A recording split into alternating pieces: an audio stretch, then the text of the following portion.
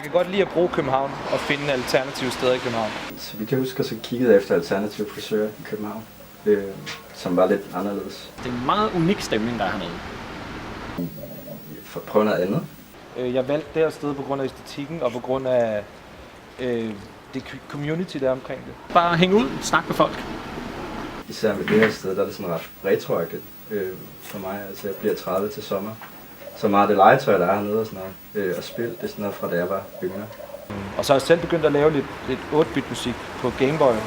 Og ja, så er det bare meget oplagt at komme herned, hvor der er en masse andre hoveder, der ligesom også interesserer sig for den. Altså det er jo hyggeligt nok at gå på café, men du skal ligesom gå derned med nogen, du kender. Det er ikke fordi, du går ned på café og møder en fremmed, vel? Og det gør du sindssygt meget hernede. Men man får lov at opleve en tid, som var engang.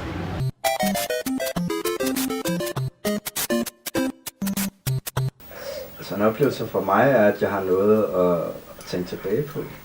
Noget, hvor man kan holde sig væk fra de sociale medier, mens man er der.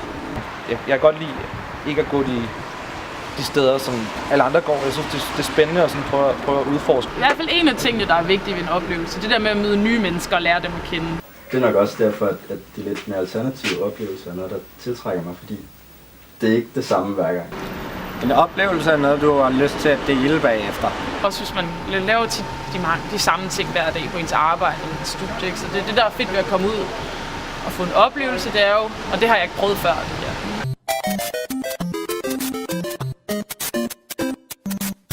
Jeg synes, det er meget rart at komme ud og hænge ud et sted med nogle andre mennesker, man måske ikke kender på forhånd. Så jeg synes, det er fedt bare at komme lidt ud fra normen, eller hvad man skal sige.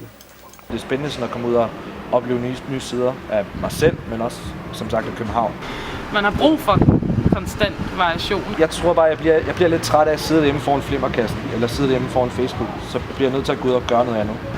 Det er nok bare for, at livet ikke skal gå i stå. Altså. Det er jo nok baseret på, at man har brug for at rykke sig fremad, og ikke gå i stå. Det er simpelthen for at lade energi op. Hvis man sådan går i ring for meget, så tror jeg også, man hurtigt sådan bliver et kedeligt menneske måske, eller ens opfattelse af verden bliver triviel. Jeg har noget at lave i hverdagen ud over det sædvanlige og ting og sager.